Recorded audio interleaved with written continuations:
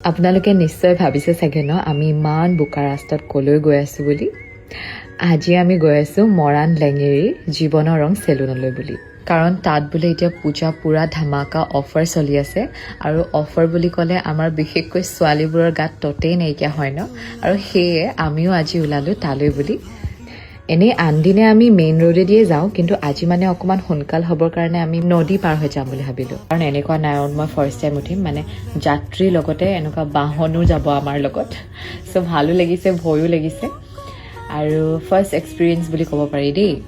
তাৰপিছত এয়া আমি নাৱত উঠাৰ লগে লগে 2 মিনিটো লগা নাই, আমি পালোগৈয়ে। আৰু এইখনেই হৈছে জীৱনৰ ৰং ইউনিচেক্স চেলুন 2.0। অহাৰ পিছত আমি খালি অলপ ৰ'বলগীয়া হ'ল, কাৰণ মানুহ এজনৰ পিছত এজন আহিয়ে আছিলে। আৰু এই অকণমানি ভাইটিটো দেখিছেনে, ইমান ধুনীয়াকৈ চুলি কাটিবলৈ পাতি দিছে, আৰু ইয়াৰ হেয়াৰ কাটটো দেখিছেনে আপোনালোকে।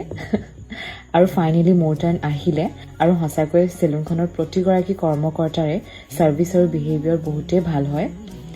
মই আজি পিছে হেয়াৰ স্পা কৰিম আৰু লগতে চিম্পল হেয়াৰ কাট এটা কৰিম বুলি ভাবিছোঁ, কাৰণ মোৰ চুলিখিনি কেয়াৰ নোলোৱাৰ কাৰণে বহুতেই বেয়া হৈ গৈছে।